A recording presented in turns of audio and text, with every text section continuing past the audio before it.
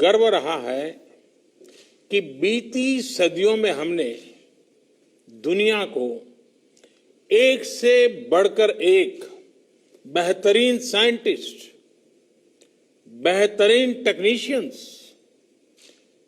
Technology enterprise leaders हमने दिए हैं।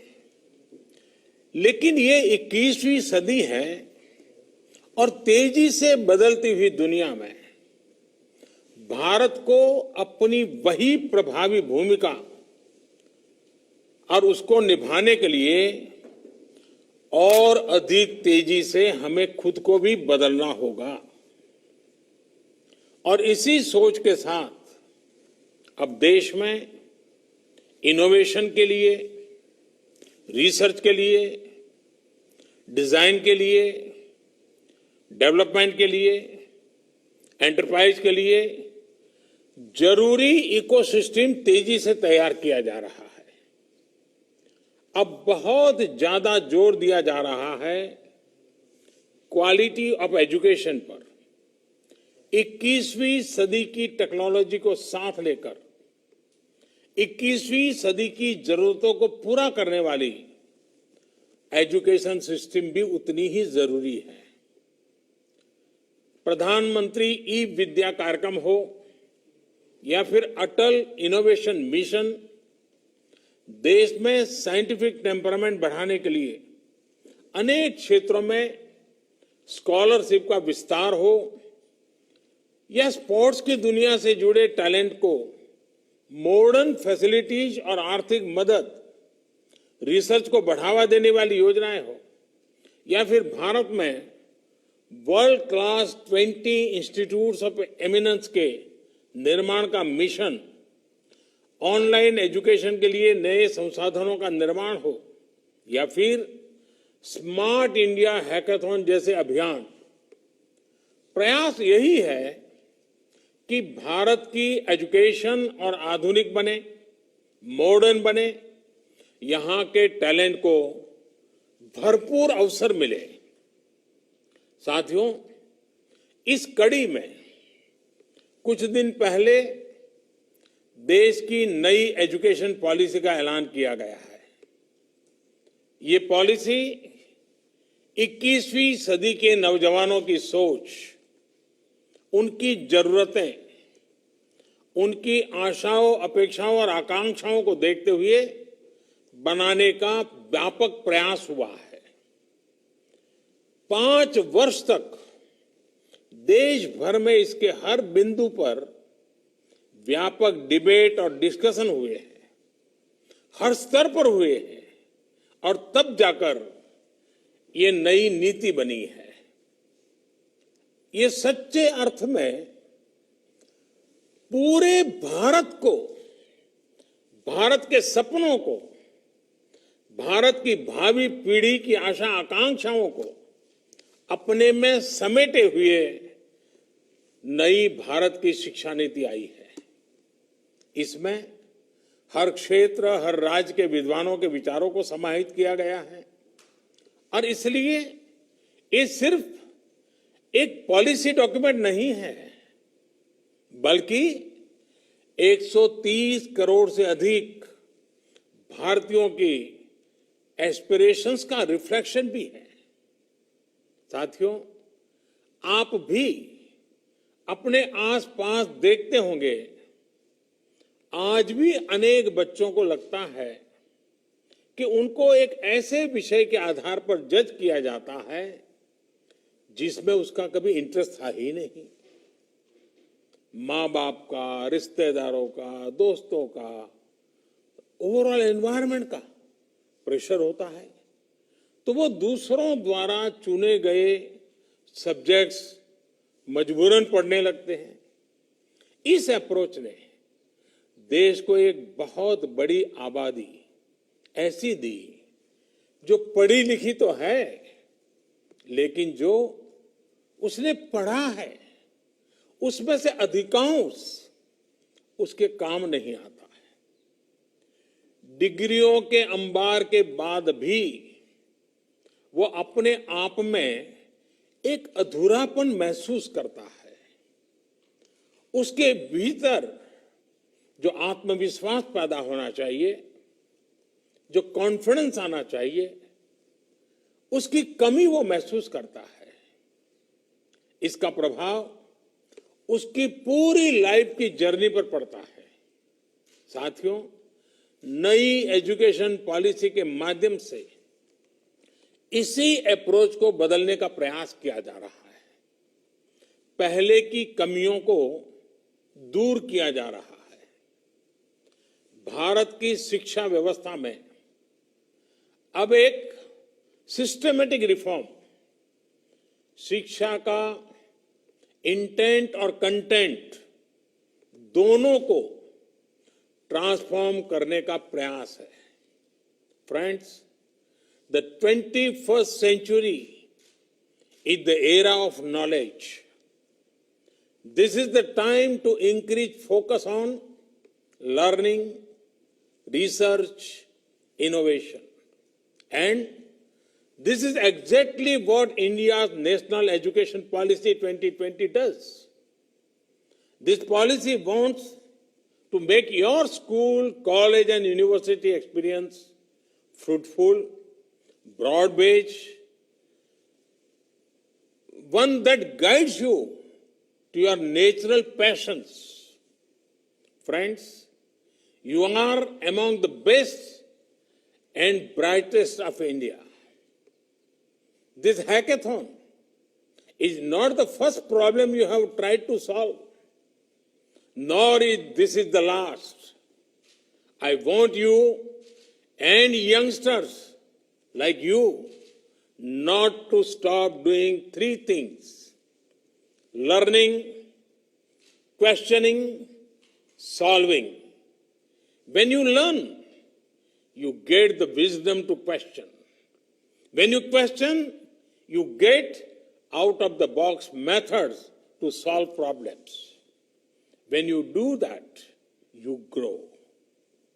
Due to your effort, our nation grows. Our planet prospers. Friends, India's national education policy reflects this spirit. We are shifting from the burden of the school bag, which does not last beyond school, to the boon of learning, which helps for life. From simply memorizing to critical thinking. For years, the limitations of the system had an adverse effect on the lives of students. No longer. The national education policy reflects the aspirations of young India. It is not process-centric. It is people-centric and future-centric. Friends, among the most exciting things of the policy is the emphasis on interdisciplinary study. This concept has been gaining popularity, and rightly so. One size does not fit all. One subject does not define who you are. There are no limits to discovering something new. Human history has many examples of stalwarts who have accelerated in diverse areas, be it Aryabhatta, Leonardo da Vinci, Helen Keller, Gurudev Tagore.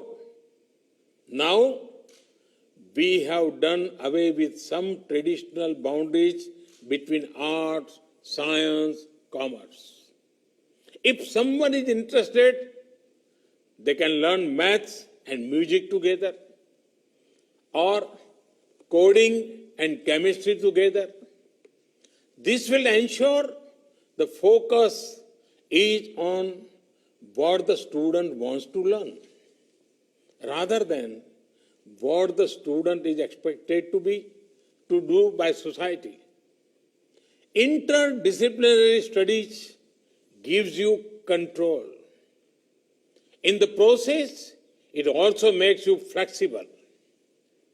In the national education policy, flexibility has been given great importance.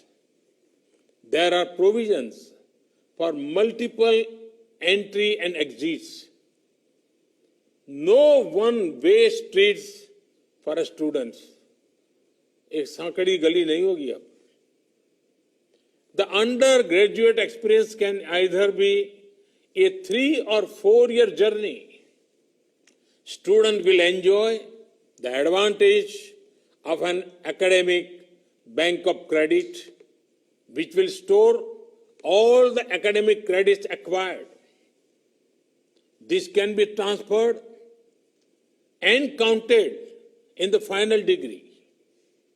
Such flexibility was long needed in our education system. I am happy the national education policy has addressed these aspects. Friends, national education policy is big on access to education. Starting from primary education, in higher education, the aim is to increase gross enrollment ratio to 50% by 2035. Other efforts, be it gender inclusion, fund, special education zones, question for open and distance learning will also help. साथियों, हमारे संविधान के मुख्य शिल्पी, हमारे देश के महान शिक्षाविद डॉक्टर बाबा साहब आम्बेडकर कहते थे कि शिक्षा ऐसी होनी चाहिए जो सभी की पहुंच में हो, सभी के लिए सुलभ हो. ये शिक्षा नीति उनके इस विचार को भी समर्पित है. ये एजुकेशन पॉलिसी जॉब सीकर्स के बजाय जॉब क्रिएटर्स बनाने पर बल देती है. यानी एक प्रकार से ये हमारे माइंडसेट में, हमारी अप्रोच में ही रिफॉर्म लाने का प्रयास है. इस पॉलिसी के फोकस में एक ऐसे आत्मनिर्भर युवा का निर्माण करना है जो ये तय कर पाए कि उसको जॉब करनी है, सर्विस करनी है या फिर एंटरप्रेन्योर बनना है. साथियों, हमारे देश में भाषा, लैंग्वेज हमेशा से एक संवेदनशील विषय रहा है. इसी एक बड़ी वजह है कि हमारे यहां स्थानीय भाषाओं को अपने हाल पर ही छोड़ दिया गया. उसे पनपने और आगे बढ़ने का मौका बहुत कम मिला. अब एजुकेशन पॉलिसी में जो बदलाव लाए गए हैं, उससे भारत की भाषाएं आगे बढ़ेगी, उनका और विकास होगा. ये भारत के ज्ञान को तो बढ़ाएगी ही, भारत की एकता को भी बढ़ाएगी. हमारी भारतीय भाषाओं में कितनी ही समृद्ध रचनाएं हैं, सदियों का ज्ञान है, अनुभव है. इन सब का अब और विस्तार होगा. इससे विश्व का भी भारत की समृद्ध भाषाओं से परिचय होगा. और एक बहुत बड़ा लाभ ये होगा कि विद्यार्थियों को अपनी शुरुआती वर्षों में अपनी ही भाषा में सीखने का अवसर मिलेगा. इससे उनका टैलेंट और पुष्पवित पल्लवित होने के लिए मैं समझता हूं बहुत अवसर होगा. वो सहज होकर बिना दबाव के नई नई चीजें सीखने के लिए प्रेरित होगा. वो शिक्षा से जुड़ पाएगा. वैसे भी आज जीडीपी के आधार पर विश्व के टॉप 20 देशों की लिस्ट देखें तो ज्यादातर देश अपनी गृह भाषा, मातृभाषा में ही शिक्षा देते हैं. ये देश अपने देश में युवाओं की सोच और समझ को अपनी भाषा में विकसित करते हैं और दुनिया के साथ संवाद के लिए दूसरी भाषाओं पर भी उतना ही बल देते हैं। यही नीति और रणनीति 21वीं सदी के भारत के लिए भी बहुत उपयोगी होने वाली है। भारत के पास तो भाषाओं का अद्भुत खजाना है, जिनको सीखने के लिए एक जीवन भी कम पड़ जाता है और आज दुनिया भी उसके लिए लालायित है। साथियों, नई शिक्षा नीति की एक और खास बात है, इसमें लोकल पर जितना फोकस है उतना ही उसको ग्लोबल के साथ इंटीग्रेट करने पर भी बल दिया गया है। एक और, जहां स्थानीय लोक कलाओं और विद्याओं, शास्त्रीय कला और ज्ञान को स्वाभाविक स्थान देने की बात है, तो वहीं टॉप ग्लोबल इंस्टीट्यूशंस को भारत में कैंपस खोलने का भी आमंत्रण है। इससे हमारे युवाओं का भारत में ही वर्ल्ड क्लास एक्सपोजर और अपॉर्चुनिटी भी मिलेगी और ग्लोबल कंपटीशन के लिए ज्यादा तैयारी भी हो सकेगी। इससे भारत में विश्व स्तरीय संस्थान के निर्माण में, भारत को ग्लोबल एजुकेशन का हब बनाने में भी बहुत सहायता मिलेगी। साथियों, देश की युवा शक्ति पर मुझे हमेशा ही बहुत भरोसा रहा है। ये भरोसा क्यों है, ये देश के युवाओं ने बार बार साबित किया है। हाल ही में कोरोना से बचाव के लिए फेस शील्ड्स की डिमांड एकदम बढ़ गई थी। इस डिमांड को 3D प्रिंटिंग टेक्नोलॉजी के साथ पूरा करने के लिए बड़े पैमाने पर देश के युवा आगे आए। पीपीज और मेडिकल डिवाइस के लिए जिस प्रकार देश के युवा इनोवेटर्स, युवा एंटरप्रेन्योर्स सामने आए हैं, उसकी चर्चा आज चारों तरफ है। आरोग्य सेतु ऐप के रूप में युवा डेवलपर्स ने कोविड की ट्रैकिंग के लिए एक बेहतरीन मीडियम देश को बहुत कम समय में तैयार करके दिया है। साथियों, आप सभी युवा आत्मनिर्भरता के लिए भारत की एस्पिरेशंस की ऊर्जा है। देश के गरीब को एक बेटर लाइफ देने के लिए, ईज ऑफ लिविंग के हमारे लक्ष्य को हासिल करने में आप सभी युवाओं की भूमिका बहुत अहम है। मेरा हमेशा से ये मानना रहा है कि देश के सामने आने वाली ऐसी कोई चुनौती नहीं है जिससे हमारा युवा टक्कर न ले सके, उसका समाधान न ढूंढ सके।